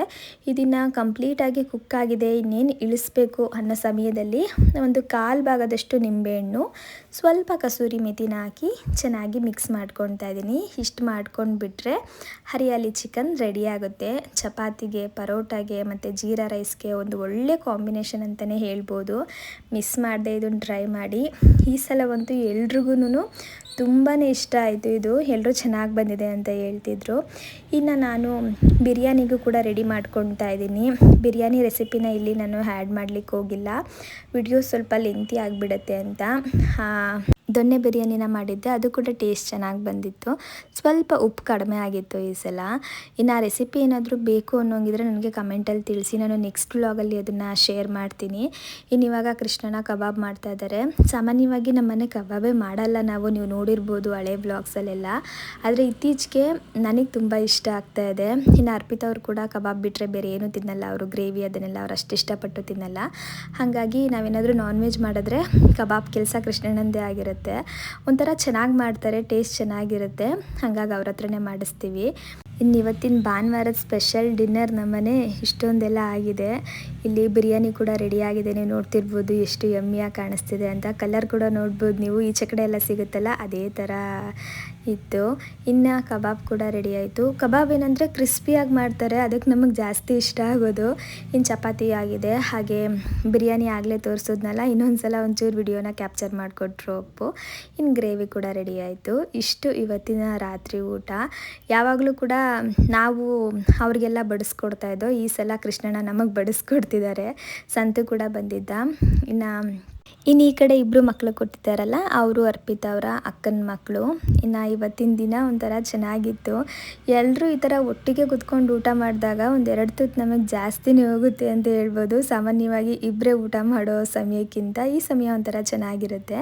ಇನ್ನು ಅಪ್ಪು ಕೃಷ್ಣನ ಕೊನೆಯಲ್ಲಿ ಊಟ ಮಾಡಿದ್ರು, ನಾವೆಲ್ಲ ಊಟ ಮುಗಿಸ್ಕೊಂಡು ಇನ್ನು ನೆಕ್ಸ್ಟ್ ಡೇ ಮಾರ್ನಿಂಗ್ ಮತ್ತೆ ಬ್ಲಾಗ್ನ ಕಂಟಿನ್ಯೂ ಮಾಡ್ತಾ ಇದ್ದೀನಿ. ನಿನ್ನೆ ನೀಟಾಗಿ ಡೀಪ್ ಕ್ಲೀನ್ ಮಾಡಿದ್ನಲ್ಲ, ಅದಾದಮೇಲೆ ಕಿಚನ್ ಟೂರ್ ಮಾಡೋಣ ಅಂತ ಅಂದ್ಕೊಂಡೆ. ಆದರೆ ರಾತ್ರಿ ಅಡುಗೆ ಎಲ್ಲ ಮುಗಿಸಿ ಊಟ ಮಾಡಿ ಮಲಗೋದೇ ಲೇಟ್ ಆಗಿಬಿಡ್ತು, ಹಾಗಾಗಿ ಮಾಡಲಿಕ್ಕಾಗಲಿಲ್ಲ. ಇನ್ನು ಸಿಂಪಲ್ಲಾಗಿ ತೋರಿಸ್ತೀನಿ, ಕೆಲವೊಂದಿಷ್ಟು ಚೇಂಜಸ್ ಮಾಡಿದ್ದೀನಿ, ಹಾಗಾಗಿ ಶೇರ್ ಮಾಡ್ಕೊಳ್ಳೋಣ ಅಂತ. ಈ ಕಡೆ ಬಂದು ಮಡ್ ಪಾಟ್ಸ್ನೆಲ್ಲ ಮೇಲೆ ಇಟ್ಬಿಟ್ಟಿದ್ದೀನಿ. ಈ ಸಲ ತೊಗೊಂಡು ಬಂದಿರೋದು, ಹೋದ ಸಲ ತಂದಿದ್ದು ಎಲ್ಲನೂ ಇಲ್ಲೇ ಇಟ್ಬಿಟ್ಟಿದ್ದೀನಿ ಬೇಗ ಸಿಗಲಿ ಅಂತ. ಇನ್ನು ಈ ಕಡೆ ಬಂದರೆ ಗ್ರಾಸರೀಸ್ ಅಂದರೆ ಇದರಲ್ಲಿ ನವಣೆ, ಸಜ್ಜೆ ಈ ಥರದ್ದೆಲ್ಲ ನಾನು ಇಲ್ಲಿ ಇಟ್ಕೊಂಡಿದ್ದೀನಿ. ಯಾಕಂದರೆ ನಾನು ಇವನ್ನೆಲ್ಲ ಜಾಸ್ತಿ ಬಳಸ್ತಾ ಇರ್ತೀನಿ, ಹಾಗಾಗಿ. ಇನ್ನು ಇದ್ರ ಹಿಂದೆ ನಾನು ಜಾಸ್ತಿ ಏನು ಬಳಸಲ್ಲ ನೋಡಿ, ಅಂದರೆ ಚಿಕ್ಕ ಬಾಕ್ಸಲ್ಲಿ ಎತ್ತಿಟ್ಕೊಂಡಿರ್ತೀನಿ, ದೊಡ್ಡ ಬಾಕ್ಸಲ್ಲಿ ಇರೋದನ್ನ ಹಿಂದೆ ಇಟ್ಕೊಂಡಿರ್ತೀನಿ ಅಷ್ಟೇ. ಇನ್ನು ಆ ಕಡೆ ಮಖಾನ ಅದೆಲ್ಲ ಇದೆ. ಇನ್ನು ಇಲ್ಲಿ ಬಂದು ಫುಲ್ಲು ಡ್ರೈ ಫ್ರೂಟ್ಸ್ ಇಟ್ಕೊಂಡ್ಬಿಟ್ಟಿದ್ದೀನಿ. ನನಗೆ ಏನೇನೆಲ್ಲ ಬೇಕು, ಬಾದಾಮಿ, ಗೋಡಂಬಿ, ಪಿಸ್ತಾ ಅದು ಇದು ಎಲ್ಲ ಫುಲ್ಲು ಹಿಂದೆ ಇಟ್ಕೊಂಡ್ಬಿಟ್ಟಿದ್ದೀನಿ ಬೇಗ ಸಿಗಲಿ ಅಂತ. ಹಾಗೆ ಅಪ್ಪನೂ ತಿಂತಾ ಇರ್ತಾರೆ, ಹಾಗಾಗಿ. ಇನ್ನು ಇಲ್ಲಿ ಬಂದರೆ ತುಪ್ಪ ಇಟ್ಟಿದ್ದೀನಿ. ಇದೊಂದು ಹಳೆ ತುಪ್ಪ, ನನಗೆ ಚೆಲ್ಲಿಕ್ಕೆ ಇಷ್ಟ ಇಲ್ಲ, ಪೂಜೆಗಾಗತ್ತೆ ಅಂತ ಇಲ್ಲಿ ಇಟ್ಟಿದ್ದೀನಿ. ಇನ್ನು ಗೋಂದು, ಮಾಮೂಲಿ ಡೇಟ್ಸ್ ಪೌಡರು, ಹಾಗೆ ಟೀ ಪೌಡರು. ಲಾಸ್ಟ್ ಟೈಮ್ ಯಾರೊಬ್ಬರು ಕೇಳಿದರು, ನೀವು ಟೀ ಕಾಫಿ ಕುಡಿಯಲ್ಲ ಅಂತೀರಾ, ಟೀ ಪೌಡ್ರ್ ಹಾಕಿ ಇಟ್ಕೊಂಡಿದ್ದೀರಾ ಅಂತ. ಯಾರಾದರೂ ಗೆಸ್ಟ್ ಬಂದಾಗ ಯೂಸ್ ಆಗುತ್ತೆ. ಅದಲ್ಲದೆ ನನಗೇನಾದರೂ ತಲೆನೋವು ಬಂದಾಗ, ಟೀ ಕುಡಿಬೇಕು ಅನ್ನಿಸ್ದಾಗ ನಾನು ಕೂಡ ಕೆಲವೊಮ್ಮೆ ಕುಡಿತೀನಿ, ಯಾವಾಗಲೂ ಕುಡಿಯಲ್ಲ, ಕೆಲವೊಮ್ಮೆ ಕುಡಿತೀನಿ, ಹಾಗಾಗಿ ಇಟ್ಕೊಂಡಿರ್ತೀನಿ. ಇನ್ನು ಕೆಳಗಡೆ ಬಂದರೆ ಇದೆಲ್ಲ ಮಿಕ್ಸಿ ಮತ್ತು ಜಾರ್ಗಳು, ಹಾಗೆ ಕಿಚನ್ ಕ್ಲೀನ್ ಮಾಡಲಿಕ್ಕೆ ಯಾವ್ಯಾವೆಲ್ಲ ಕ್ಲಾತ್ಸ್ ಬೇಕು ನೋಡಿ, ಆ ಕ್ಲಾತೆಲ್ಲ ನಾನು ಇಲ್ಲೇ ಇಟ್ಕೊಂಡಿರ್ತೀನಿ. ಇನ್ನು ಕೆಳಗಡೆ ಫುಲ್ ಇದು ಗ್ರಾಸರಿ ಸೆಕ್ಷನ್ಸ್, ಅಂದರೆ ನಾನು ಗ್ರಾಸರಿನ ತಂದು ಎಕ್ಸ್ಟ್ರಾ ಇನ್ನೇನೇನು ಮಿಕ್ಕಿರುತ್ತೆ ನೋಡಿ ಅದನ್ನೆಲ್ಲ ನಾನು ಇಲ್ಲಿ ಇಟ್ಕೊಂಡಿರ್ತೀನಿ, ಬೇಕಾದಾಗ ಯೂಸ್ ಮಾಡ್ಕೊಳ್ಬೋದು ಅಂತ. ಅದಕ್ಕೆ ಒಂಥರ ಆಗಿಬಿಟ್ಟಿದೆ. ಅಂದರೆ ಈ ಥರದ ಬಾಕ್ಸೆಲ್ಲ ಇಡೋಣ ಅಂದ್ಕೊಂಡೆ, ಯಾಕೋ ಸಿಗಲಿಲ್ಲ ಆ ಬಾಕ್ಸು, ಹಾಗಾಗಿ ಹಂಗೆ ಇಟ್ಟಿದ್ದೀನಿ, ಬೇಕಾದಾಗೆಲ್ಲ ತೊಗೊಳ್ಬೋದು ಅಂತ. ಇನ್ನು ಇಲ್ಲಿ ಬಂದು ಒಂದು ಈರುಳ್ಳಿ ಪುಟ್ಟಿ ಇಟ್ಕೊಂಡಿದ್ದೀನಿ. ಮಾಮೂಲಿಯಾಗಿ ಇದು ಎರಡೇ ನಾನು ಜಾಸ್ತಿ ಯೂಸ್ ಮಾಡೋದು. ಇನ್ನು ಕೆಳಗಡೆ ಎಲ್ಲ ಬೇಡ್ದಿರೋ ಥಿಂಗ್ಸ್ ಎಲ್ಲ ಇಟ್ಟಿದ್ದೀನಿ. ಬೇಡ್ದಿರೋದು ಅಂದರೆ ಅಪರೂಪಕ್ಕೆ ಯೂಸ್ ಮಾಡೋ ಅಂಥದ್ದನ್ನ ಇಟ್ಕೊಂಡಿದ್ದೀನಿ. ಅದೆರಡನ್ನೂ ಕೂಡ ಖಾಲಿ ಮಾಡಬೇಕು ಅಂತಲೇ ಈ ಸಲ ಕ್ಲೀನ್ ಮಾಡಿದೆ, ಆದರೂ ಕೂಡ ಖಾಲಿ ಮಾಡಲಿಕ್ಕಾಗಿಲ್ಲ. ಇನ್ನು ಈ ಕಡೆ ಬಂದರೆ ಮನೇಲಿ ಸ್ವಲ್ಪ ಗ್ಲಾಸಿನ ಲೋಟಗಳೇ ತುಂಬ ಜಾಸ್ತಿ ಇಟ್ಕೊಂಡ್ಬಿಟ್ಟಿದ್ದೀನಿ. ಅದಕ್ಕೆ ಪೂರ್ತಿ ಕ್ಯಾಬಿನೆಟ್ನ ನಾನು ಅದಕ್ಕೇ ಯೂಸ್ ಮಾಡ್ಕೊಳ್ತಾ ಇದ್ದೀನಿ. ಮೇಲ್ಗಡೆ ನೋಡ್ತಿರ್ಬೋದು, ಇಲ್ಲಿ ಮತ್ತು ಇಲ್ಲಿ ಹಿಂದೆಗಡೆ ಎಲ್ಲ ಕಡೆನೂ ಕೂಡ ಬರೀ ಗ್ಲಾಸ್ ಲೋಟನೇ ಇದೆ. ಇನ್ನು ಈ ಕೆಳಗಡೆ ಬಂದರೆ ಎಕ್ಸ್ಟ್ರಾ ಆಯಿಲ್ ಬರುತ್ತೆ ನೋಡಿ, ನಾನು ಆಯಿಲ್ ತೊಗೊಂಡು ಬರ್ತೀನಲ್ವ, ಆಯಿಲ್ನ ಎಕ್ಸ್ಟ್ರಾ ಇರೋದನ್ನ ನಾನು ಇಲ್ಲಿ ಇಟ್ಕೊಂಡಿರ್ತೀನಿ. ಹಾಗೆ ಜ್ಯೂಸ್ ಜಾರ್ಗಳೆಲ್ಲ ಇರ್ತಾವಲ್ಲ ಅವನಿಂದ ಇಡ್ತೀನಿ. ಸಾಮಾನ್ಯವಾಗಿ ನಾನು ಅದು ಜಾಸ್ತಿ ಯೂಸ್ ಮಾಡಲ್ಲ, ಹಾಗಾಗಿ. ಇನ್ನು ಈ ಕಡೆ ಬಂದರೆ ಒಂದು ಏರ್ ಫ್ರೈಯರ್ ಇಟ್ಕೊಂಡಿದ್ದೀನಿ. ಹಾಗೆ ಇಲ್ಲಿ ಕಾಪರ್ದು ಪಾಟ್ ಇಟ್ಕೊಂಡಿದ್ದೀನಿ. ಇದು ಬಂದು ನಾನು ವಿಂಟರಲ್ಲಿ ಮಾತ್ರ ಯೂಸ್ ಮಾಡೋದು, ಸಮ್ಮರಲ್ಲಿ ಮಡಿಕೆ ಯೂಸ್ ಮಾಡ್ತೀನಲ್ಲ, ಹಾಗಾಗಿ ಒಳಗಡೆ ಹಾಕ್ಬಿಟ್ಟೆ. ಇನ್ನು ಇಲ್ಲಿ ಬಂದರೆ ಮಾಮೂಲಿಯಾಗಿ ಕೆಟಲ್ಲು, ಮತ್ತು ನಾನು ಜಾಸ್ತಿ ಸ್ಮೂದೀಸ್ ಮಾಡ್ಕೊತಿರ್ತೀನಲ್ವ, ಹಾಗಾಗಿ ಇದನ್ನೆಲ್ಲ ಇಟ್ಕೊಂಡಿದ್ದೀನಿ. ಇನ್ನು ಕೆಳಗಡೆ ಧನಿಯಾ ಸೀಡ್ಸು ಮತ್ತು ಮೆಂತ್ಯ, ಅದು ಇದು ಚಿಯಾ ಸೀಡ್ಸು, ಹುಚ್ಚಳ್ಳು, ಇದನ್ನೆಲ್ಲ ನಾನು ಇಲ್ಲಿ ಇಟ್ಕೊಂಡ್ಬಿಟ್ಟಿರ್ತೀನಿ. ಅವೆಲ್ಲ ಸ್ವಲ್ಪ ಕ್ವಾಂಟಿಟಿ ಅಲ್ವಾ, ಹಂಗಾಗಿ ಅಲ್ಲಿರಲಿ ಅಂತ. ಇನ್ನು ಅಡುಗೆ ಎಲ್ಲ ಮಾಡಿರೋದನ್ನ ಆಲ್ಮೋಸ್ಟ್ ನಾನು ಇಲ್ಲೇ ಇಡೋದು, ಇದೇ ಜಾಗದಲ್ಲಿ ಇಡೋದು. ಅಲ್ಲಿ ಇಟ್ಬಿಟ್ರೆ ಬಿಸಿಲು ನೇರವಾಗಿ ಬರುತ್ತೆ, ಹಾಳಾಗ್ಬಿಡುತ್ತೆ ಅಂತ ನಾನು ಇಲ್ಲಿ ಇಟ್ಕೊಂಡಿರ್ತೀನಿ. ಇನ್ನು ಎಣ್ಣೆ ಬಾಟಲ್ಸ್ನೆಲ್ಲ ಇಲ್ಲಿ ಇಟ್ಕೊಂಡಿದ್ದೀನಿ. ನಾನು ಸಾಮಾನ್ಯವಾಗಿ ಮಸ್ಟರ್ಡ್ ಆಯಿಲು, ಕೋಕೋನಟ್ ಆಯಿಲು ಮತ್ತು ಪೀನಟ್ ಆಯಿಲು ಮೂರನ್ನು ಯೂಸ್ ಮಾಡ್ತೀನಿ. ಹಾಗೆ ಇದು ಒಂದು ಸನ್ಪ್ಯೂರ್ ಆಯಿಲು. ಈಗ ಯಾರಾದ್ರೂ ಗೆಸ್ಟ್ ಬಂದರು ಅಥವಾ ಏನಾದ್ರೂ ಎಣ್ಣೆಲಿ ಕರಿಯೋ ಪದಾರ್ಥ ಮಾಡಬೇಕು ಅಂದರೆ ಅದರಲ್ಲಿ ಮಾಡ್ತೀನಿ. ಕೆಲವೊಬ್ಬರಿಗೆ ಕಡಲೆಕಾಯಿ ಎಣ್ಣೆ, ಕೊಬ್ಬರಿ ಎಣ್ಣೆ ಎಲ್ಲ ಅಷ್ಟು ಇಷ್ಟ ಆಗಲ್ಲ, ಹಾಗಾಗಿ ಅದಕ್ಕೆ ನಾನು ಅದನ್ನ ಅಲ್ಲಿ ಇಟ್ಕೊಂಡಿದ್ದೀನಿ. ಇನ್ನು ಮಾಮೂಲಿಯಾಗಿದೆಲ್ಲ ಸ್ಪೈಸಸ್ಸು, ಈ ಬಾಟಲ್ಗಳನ್ನ ನಾನು ಆ ಮನೇಲಿ ಇದ್ದಾಗಿಂದ ಕೂಡ ಕ್ಯಾರಿ ಮಾಡ್ತಾ ಇದ್ದೀನಿ. ಎಲ್ಲ ಚೆನ್ನಾಗಿದೆ, ಏನು ಕೂಡ ಹಾಳಾಗಿಲ್ಲ. ಇನ್ನಿಲ್ಲಿ ಮಾಮೂಲಿ ಒಂದು ಮನಿ ಪ್ಲ್ಯಾಂಟ್ನ ಇಟ್ಟಿದ್ದೀನಿ. ಕಿಚನ್ದು ವಿಂಡೋ ನೋಡ್ಬೋದು ನೀವು, ನೆನ್ನೆ ಕ್ಲೀನ್ ಮಾಡಿದ್ಮೇಲೆ ಎಷ್ಟು ಚೆನ್ನಾಗಿದೆ ಅಂತ. ಒಂಚೂರು ಕೂಡ ಟೇಸ್ಟ್ ಇಲ್ಲ, ಒಂಚೂರು ಕೂಡ ಏನು ಕಲೆ ಗಿಲೆ ಅದೆಲ್ಲ ಏನೂ ಇಲ್ಲ. ಇನ್ನು ಈ ಕಡೆ ಮಾಮೂಲಿಯಾಗಿ ಒಂದು ಸ್ಟೌವು. ಇನ್ನು ಇಲ್ಲಿ ಮಡಿಕೆ ಇಟ್ಟಿದ್ದೀನಿ. ಸಲ ಮೊದಲು ಇಲ್ಲಿ ಇಟ್ಕೊಂಡಿದ್ದೆ, ಇವಾಗ ಇಲ್ಲಿ ಇಟ್ಟಿದ್ದೀನಿ. ಇಲ್ಲಿ ಯಾಕೋ ನಂಗೆ ಸರಿ ಹೋಗಲಿಲ್ಲ ಅಂದ್ಬಿಟ್ಟು. ಇನ್ನು ಇಲ್ಲಿ ಬಂದರೆ ಇದೆಲ್ಲ ಪೂರ್ತಿಯಾಗಿ ಸ್ಪೈಸಸ್ಸು, ಸಾಸಿವೆ, ಜೀರಿಗೆ, ಒಗ್ಗರಣೆಗೆ ಏನೇನು ಬೇಕು ನೋಡಿ ಎಲ್ಲ ಇಲ್ಲಿ ಇಟ್ಕೊಂಡ್ಬಿಟ್ಟಿದ್ದೀನಿ. ಬರೆದಿದ್ದೆ, ಅದೆಲ್ಲ ಹೋಗ್ಬಿಟ್ಟಿದೆ. ಇನ್ನು ಈ ಕಡೆ ಬಂದರೆ ಮಾಮೂಲಿಯಾಗಿ ಕಡಲೆಬೇಳೆ, ಉದ್ದಿನಬೇಳೆ ಎಲ್ಲ ಬರುತ್ತಲ್ಲ ಒಗ್ಗರಣೆದು, ಅದು ಕೂಡ ಇಲ್ಲೇ ಇಟ್ಟಿದ್ದೀನಿ. ಇದೆಲ್ಲ ಏನಂದರೆ ಕಲ್ಸಕ್ಕರೆ ಮತ್ತು ಕಪ್ಪು ದ್ರಾಕ್ಷಿ ಎಲ್ಲ ಬರುತ್ತಲ್ವ, ಅದನ್ನೆಲ್ಲ ನಾನು ಇದರಲ್ಲಿ ಇಟ್ಕೊಂಡಿದ್ದೀನಿ.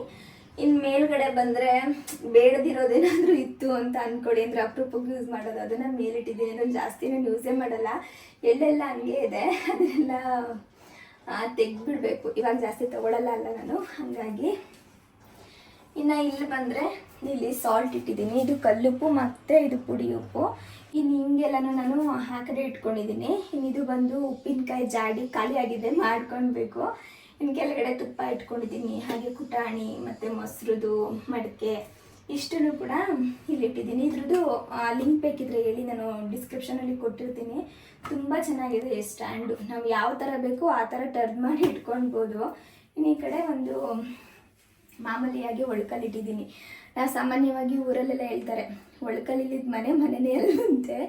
ಬೆಂಗಳೂರಲ್ಲಿ ಎಲ್ಲೂ ಕೂಡ ಯಾರು ಅಷ್ಟಾಗಿ ಇಟ್ಕೊಂಡಿರಲ್ಲ. ನನಗೇನೋ ಇಡಬೇಕು ಮನೆಯಲ್ಲಿ ಅಂತ ಅನ್ನಿಸ್ತು. ಯಾವಾಗಾದ್ರೂ ಚಟ್ನಿ, ಉಪ್ಸಾರಿನ ಖಾರ ಎಲ್ಲ ಅದ್ರಲ್ಲಿ ಮಾಡಿದ್ರೆ ಚೆನ್ನಾಗಿರುತ್ತೆ ಅಂತ ಇದಂತೂ ತೊಗೊಂಡು ಬಂದು ಇಲ್ಲಿಟ್ಟಿರೋದು. ಇನ್ನು ಇಲ್ಲಿ ಬಂದರೆ ಮೇಲ್ಗಡೆ ಪೂರ್ತಿ ನಾನು ಕಾಳುಗಳನ್ನ ಇಟ್ಕೊಂಡಿದ್ದೀನಿ. ಏನೇನೆಲ್ಲ ಅಡುಗೆ ಕಾಳು ಬೇಕು ಎಲ್ಲ 2 ಲೈನಲ್ಲಿ ಇಟ್ಬಿಟ್ಟಿದ್ದೀನಿ. ಇನ್ನು ಇದು ಫುಲ್ಲು ಮಸಾಲ ಪೌಡರ್ಗಳು. ನಾನು ಸಾಮಾನ್ಯವಾಗಿ ಮಸಾಲ ಪೌಡರ್ನೆಲ್ಲ ಮನೇಲೇ ರೆಡಿ ಮಾಡ್ಕೊಳ್ತೀನಲ್ವ, ಹಾಗಾಗಿ ಜಾಸ್ತಿ ಕ್ವಾಂಟಿಟಿನೇ ರೆಡಿ ಮಾಡಿ ಇಟ್ಬಿಟ್ಟಿದ್ದೀನಿ. 1.5 ತಿಂಗಳು 2 ತಿಂಗಳಿಗಾಗಲಿ ಅಂತ ಹೇಳಿ. ಆ ರೆಸಿಪಿನೆಲ್ಲ ನಾನು ನೆಕ್ಸ್ಟ್ ಬ್ಲಾಗಲ್ಲಿ ಶೇರ್ ಮಾಡ್ತೀನಿ, ಯಾವ ಥರ ಪೌಡರ್ ಮಾಡ್ಕೊಳ್ಳೋದು ಅಂತ. ಇನ್ನು ಗ್ಲಾಸ್ಗಳನ್ನೆಲ್ಲ ನಾನು ಇಲ್ಲಿ ಇಟ್ಕೊಂಡಿದ್ದೀನಿ. ಸಾಮಾನ್ಯವಾಗಿ ಅಪ್ಪು ಜಾಸ್ತಿ ಯೂಸ್ ಮಾಡ್ತಿರ್ತಾರೆ, ಅವ್ರಿಗೆ ಅಲ್ಲೆಲ್ಲ ಇಟ್ಬಿಟ್ರೆ ಏನಂದರೆ ಹಿಂಗೆ ತೆಗಿಬೇಕಾದ್ರೆ ಊಟದ್ದು ಬಾಕ್ಸ್ ಎಲ್ಲ ಇಟ್ಟಿರ್ತೀನಲ್ಲ, ಎಲ್ಲ ಕೆಳಗಡೆ ಬೀಳಿಸ್ಬಿಟ್ಟಿರ್ತಾರೆ ಒಂದೊಂದ್ಸಲ. ಅದಕ್ಕೆ ಅವ್ರ ಕೈಗೆ ಸಿಗಲಿ ಅಂತಲೇ ನಾನು ಇದೊಂದು ಪ್ಲ್ಯಾನ್ ಮಾಡಿ ಇಲ್ಲಿ ಕಡೆ ಇಟ್ಕೊಂಡಿದ್ದು. ಇನ್ನು ಇದು ಬಂದು ಚಾಪಿಂಗ್ ಬೋರ್ಡು, ಅದನ್ನು ಈ ಸೈಡು. ಇನ್ನು ಮಾಮೂಲಿಯಾಗಿ ಕುಡಿಲಿಕ್ಕೆ ನೀರು ಅದು ಇಲ್ಲಿ ಫಿಕ್ಸ್ ಮಾಡ್ಕೊಂಡಿದ್ದೀನಿ. ಇನ್ನೆಲ್ಲ ವಾಶ್ ಮಾಡುವಂಥದ್ದು ವಿಮ್ಮು, ಅದು ಇದು ಅದಕ್ಕೆ ಏನೇನು ಬೇಕೋ ಎಲ್ಲನೂ ಅಲ್ಲಿ ಇಟ್ಕೊಂಡಿದ್ದೀನಿ. ಇನ್ನು ಇಲ್ಲಿ ಬಂದು ಹ್ಯಾಂಡ್ ಟವಲ್ಸ್ ಇಟ್ಕೊಂಡಿದ್ದೀನಿ. ನನಗಿವು ಇರಲೇಬೇಕು. ಏನಾದರೂ ಅಡುಗೆ ಮನೇಲಿ ಒಂಚೂರು ಈರುಳ್ಳಿ ಕಟ್ ಮಾಡೋದು, ಒಗ್ಗರಣೆ ಹಾಕೋದು, ಏನೇ ಮಾಡಿದ್ರು ಪಟ್ಟಂತ ಬಂದು ನನ್ನ ಕೈ ಹಿಂಗೆ ಹೋಗ್ತಿರುತ್ತೆ ಒರೆಸ್ಲಿಕ್ಕೆ. ಹಾಗಾಗಿ ಇಲ್ಲಿ ಇಟ್ಕೊಂಡಿದ್ದೀನಿ. ಪಿಂಕ್ ಕಲರ್ ನೋಡ್ಬೋದು, ಎಷ್ಟು ಯೂಸ್ ಮಾಡಿದ್ದೀನಿ ಅಂದರೆ ಬಟ್ಟೆನೇ ಒಂಥರ ಆಗೋಗ್ಬಿಟ್ಟಿದೆ. ರೀಸೆಂಟಾಗಿ ಇದೊಂದು ತೊಗೊಂಡೆ.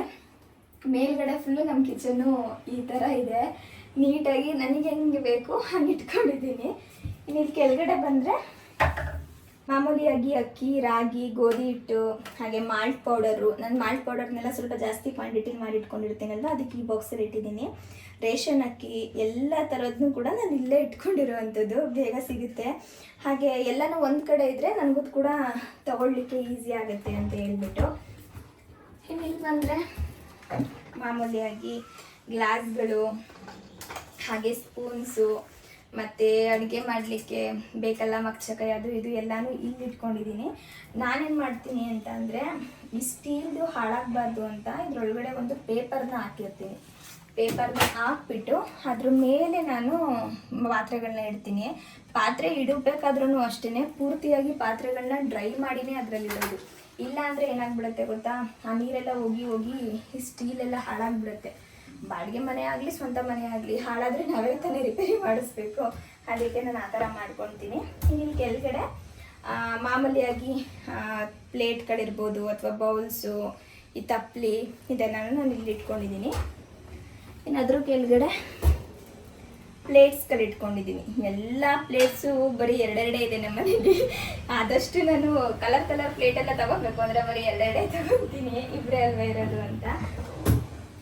ಇನ್ನು ಇಲ್ಲಿ ಬಂದರೆ ಇದೆಲ್ಲ ಮೆಣಸಿನ್ಕಾಯಿ ಒಂದು ಕಡೆ ಇಟ್ಕೊಂಡಿದ್ದೀನಿ. ಮಾಲ್ಟ್ ಪೌಡರು, ಬೆಲ್ಲದ ಪೌಡರು, ಬೆಲ್ಲ, ಆಮೇಲೆ ಖಾರದ ಪುಡಿ, ಧನಿಯಾ ಪುಡಿ, ಇದನ್ನೆಲ್ಲ ಇಲ್ಲಿ ಇಟ್ಕೊಂಡಿರೋದು. ಇನ್ನು ಕೆಳಗಡೆ ಬಂದರೆ ಬ್ರೌನ್ ರೈಸು ಮತ್ತು ರೆಡ್ ರೈಸು, ಹಾಗೆ ಬಾಸುಮತಿ ಅಕ್ಕಿ ಇದೆಲ್ಲ ಬರುತ್ತೆ ನೋಡಿ, ಅದನ್ನೆಲ್ಲ ಇಲ್ಲಿ ಇಟ್ಕೊಂಡಿದ್ದೀನಿ. ಇನ್ನು ಈ ಕಡೆ ಪಾತ್ರೆಗಳು. ನಾನು ಜಾಸ್ತಿ ಪಾತ್ರೆಗಳನ್ನೆಲ್ಲ ಎಲ್ಲ ಇಟ್ಕೊಳಕ್ಕೆ ಹೋಗೋದಿಲ್ಲ. ನನಗೆ ಎಷ್ಟು ಬೇಕು ಅಷ್ಟು ಮಾತ್ರ ಪಾತ್ರೆನ ಇಟ್ಕೊಂಡಿರೋದು. ಮೇಲ್ಗಡೆ ಎಲ್ಲ ಬಾಣಲಿಗಳಿರ್ಬೋದು, ಹಾಗೆ ಅನ್ನ ಮಾಡಲಿಕ್ಕೆ ಇದನ್ನೆಲ್ಲ ನಾನು ಇಲ್ಲಿ ಇಟ್ಕೊಂಡಿದ್ದೀನಿ. ಇನ್ನು ಕೆಳಗಡೆ ತವಾ, ಚಪಾತಿ ಕೋಲು, ಕುಕ್ಕರು ಅವನ್ನೆಲ್ಲ ಇಲ್ಲಿ ಇಟ್ಕೊಂಡಿದ್ದೀನಿ. ಇಲ್ಲೂ ಕೂಡ ಶೀಟ್ ಹಾಕಿದ್ದೀನಿ ನೋಡಿ. ಅದು ಈ ಕೆಳಗಡೆ ಉಡ್ಡಿರೋದ್ರಿಂದ ಸ್ವಲ್ಪ ಗಲೀಜಾಗಿಬಿಡುತ್ತೆ ನೋಡಿ, ಕೂಡ ಶೀಟ್ ಹಾಕಿದ್ದೀನಿ. ಇಷ್ಟು ಪಾತ್ರೆಗಳನ್ನ ಇಲ್ಲಿಟ್ಟಿದ್ದೀನಿ. ಇನ್ನು ಯಾವ್ಯಾವ್ದು ನಾನು ಜಾಸ್ತಿ ಯೂಸ್ ಮಾಡಲ್ಲ, ಸ್ವಲ್ಪ ದೊಡ್ಡದಿರುತ್ತಲ್ವ, 4-5 ಜನ ಇರುವಾಗ ಯೂಸ್ ಮಾಡುವಂಥದ್ದು ಎಲ್ಲ ಕೂಡ ಮೇಲ್ಗಡೆ ನೀಟಾಗಿ ಜೋಡಿಸಿಟ್ಬಿಟ್ಟಿದ್ದೀನಿ, ಬೇಕಾದಾಗ ತಗೊಳ್ಳೋಣ ಅಂತ. ಇಷ್ಟು ನಮ್ಮ ಕಿಚನ್ನು. ಸುಮಾರು ಜನ ಇನ್ಸ್ಟಾದಲ್ಲಿ ಕಮೆಂಟಲ್ಲಿ ಕೇಳ್ತಿದ್ರಿ, ಇವಾಗ ಸ್ವಲ್ಪ ಕಿಚನ್ ಎಲ್ಲ ಚೇಂಜ್ ಮಾಡಿದ್ದೀರಾ, ಮೊದಲಿರೋ ಥರ ಇಲ್ಲ, ಈಗ ಸ್ವಲ್ಪ ಚೆನ್ನಾಗಿದೆ, ಒಂದ್ಸಲ ವಿಡಿಯೋ ಮಾಡಿ ಅಂತ. ಹಾಗಾಗಿ ನಾನು ಇವತ್ತು ವಿಡಿಯೋ ಮಾಡಿದ್ದು. ಇನ್ನು ಇವತ್ತಿನ ಬ್ಲಾಗ್ನ ನೀವು ಕೂಡ ಪೂರ್ತಿಯಾಗಿ ನೋಡಿರ್ತೀರಾ ಅನ್ಕೋತೀನಿ. ಪೂರ್ತಿಯಾಗಿ ವಿಡಿಯೋ ನೋಡಿದರೆ ಪ್ಲೀಸ್ ಒಂದು ಲೈಕ್ ಮಾಡಿ. ಹಾಗೆ ಇನ್ಯಾರಾದರೂ ನನ್ನ ಚಾನೆಲ್ನ ಸಬ್ಸ್ಕ್ರೈಬ್ ಮಾಡದೆ ನೋಡ್ತಿದ್ರೆ ಸಬ್ಸ್ಕ್ರೈಬ್ ಮಾಡ್ಕೊಂಡು ಕೂಡ ನೋಡಿ ಆಯಿತಾ. ನೆಕ್ಸ್ಟ್ ಬ್ಲಾಗಲ್ಲಿ ಸಿಗ್ತೀನಿ. ಟೇಕ್ ಕೇರ್, ಬಾಯ್.